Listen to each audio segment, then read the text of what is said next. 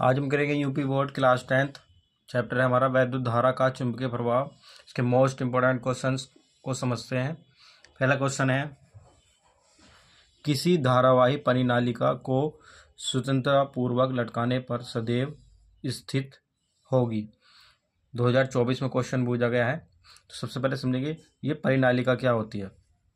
परिनालिका मानो इस तरह से कोई खोखला एक बेलन होता है जो कि एक विद्युत रोधी होता है, मतलब जिसमें करंट नहीं बहे।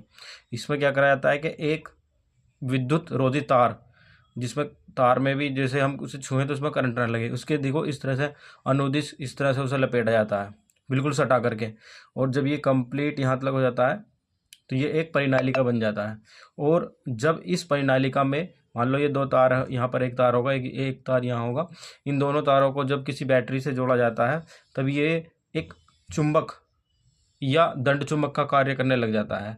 और दंड चुंबक होती है जो कि उत्तर व दक्षिण दिशा में अगर इसको लटका दिया जाए, लटका के मतलब इसे सिंपली छोड़ दिया जाए तो ये लटकाने के बाद उत्तर व दक्षिण दिशा में ही रुकती है। तो जब इस तरह की जो धारावाही परिनालिका बन जाती है तो वो कहाँ रुकती है, उत्तर व दक्षिण दिशा में। तो इसका आंसर हो जाएगा उत्तर व दक्षिण दिशा में, ऑप्शन नंबर सी।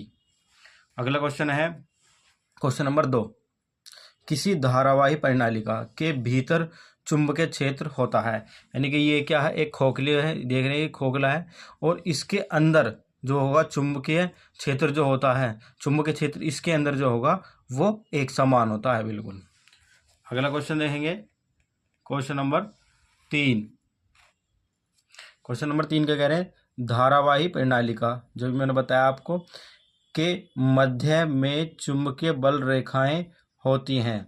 तो इसके अंदर जो चुंबकीय बल रेखाएं होती है परिनालिका के अक्ष के समांतर होती है, मतलब इसके अंदर जो होती है जो चुंबकीय क्षेत्र होता है वो बल रेखाओं के द्वारा ही दर्शाया जाता है। ये बल रेखाएं चुंबकीय बल रेखाएं, तो ये जो चुंबकीय बल रेखाएं होती हैं इस जो खोखला ये अंदर जो होती है परिनालिका के अंदर जो अक्ष के अंदर क्या होते हैं, ये समांतर होती हैं।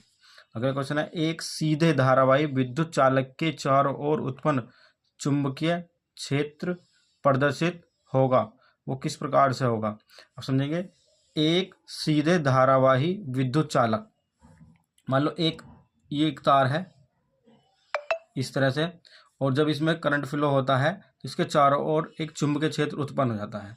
तो जो चुंबकीय क्षेत्र उत्पन्न होता है उसका चुंबकीय क्षेत्र वो किस प्रकार से क्षेत्र प्रदर्शित किया जाता है, तो वो इस प्रकार से क्षेत्र प्रदर्शित किया जाता है कुछ इस प्रकार से, यानी कि एक वृत्त के आकार के रूप में। और जो ये तार होता है ये इसका एक सेंटर बन जाता है। तो और ये जो होते हैं ये सब संकेंद्रीय होते हैं। संकेंद्रीय मतलब जिसका जिन वृत्तों का एक ही केंद्र होता है। हम देख रहे हैं इसका भी एक ही केंद्र है और इसका भी एक ही केंद्र है, ठीक है जी। तो इसका आंसर हो जाएगा ऑप्शन नंबर डी, वृत्ताकार। अगला क्वेश्चन है क्वेश्चन नंबर 5, किसी धारावाही चालक के कारण उससे आर दूरी पर स्थित किसी बिंदु पर उत्पन्न चुंबकीय क्षेत्र होता है। ये मैंने बताया, एक तार जिसमें यदि करंट फ्लो होगा तो उसके चारों ओर क्या होगा, चुंबकीय क्षेत्र उत्पन्न हो जाएगा। अब ये कह रहे हैं कि उस धारावाही चालक के कारण आर दूरी पर बिंदु चुंबकीय क्षेत्र क्या होगा। तो चुंबकीय क्षेत्र हम देख रहे हैं जैसे जैसे ये बिंदु दूर चला जाता जाएगा तो क्या होगा, चुंबकीय क्षेत्र कम होता चला जाएगा। भाई ये तार है और इस तार से ये चुंबकीय क्षेत्र क्या हो रहा है, ये जो बिंदु है मान लो ये बिंदु आर दूरी पे है अभी फिलहाल में, और ये थोड़ा सा और दूर कर दिया तो इसका चुंबकीय क्षेत्र घटता चला जाता है। तो ये होता है बी व्युत्क्रमानुपाती 1/r का। इसका क्या मतलब है, जैसे जैसे आर बढ़ेगा वैसे वैसे बी कम होता चला जाएगा। तो आर के व्युत्क्रमानुपाती होता है कौन, चुंबकीय क्षेत्र, जिसे बी से डिनोट करते हैं।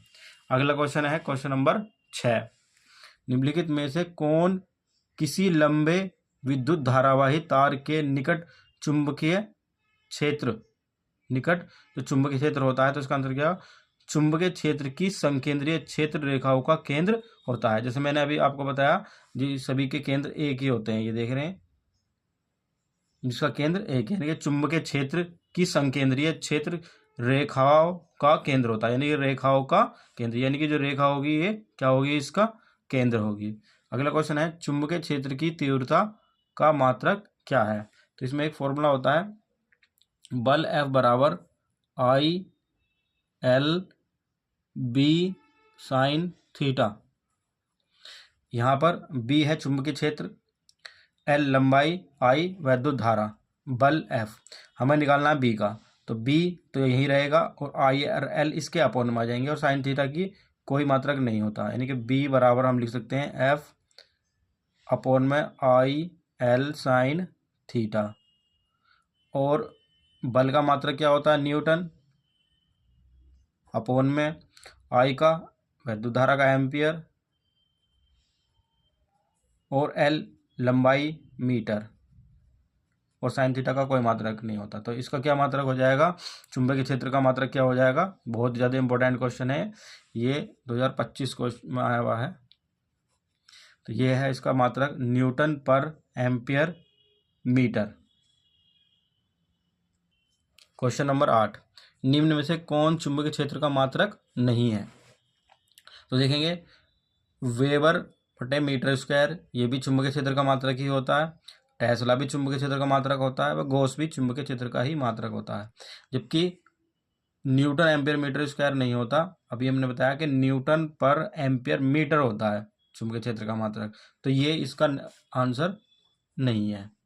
अगला है लघुपथन के समय परिपथ में वैद्युत धारा का मान हो जाता है। तो इसको समझ लीजिए, 2025 और 23 को में आया इंपॉर्टेंट क्वेश्चन है कि लघुपतन क्या होता है। लघुपतन मान लो कोई एक ऐसा परिपथ है जिसमें यदि करंट फ्लो किया जाए और उसमें परिपथ ना के बराबर हो, यानी कि परिपथ नहीं प्रतिरोध, उसमें प्रतिरोध, यानी कि कोई एक वायर है, इसमें हम करंट फ्लो कर रहे हैं और इतने में, और इसमें प्रतिरोध ना के बराबर है, तो वो क्या कहलाता है, लघुपथन कहलाता है।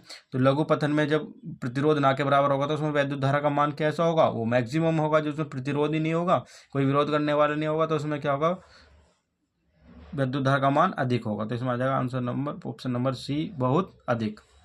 अगला है स्थिर चुंबकीय क्षेत्र के ध्रुवों के बीच किसी वैद्युत धारावाही चालन पर लगने वाला बल की दिशा ज्ञात करने के लिए, तो इसमें यूज करा जाता है फ्लेमिंग के बाएं हाथ का नियम। फ्लेमिंग के बाएं हाथ का नियम कब लगेगा, वैद्युत धारावाही चालक पर। तो वैद्युत धारावाही याद रखेंगे, वैद्युत धारावाही चालक की बात है तो फ्लेमिंग के बाएं हाथ का नियम लगाना है हमें।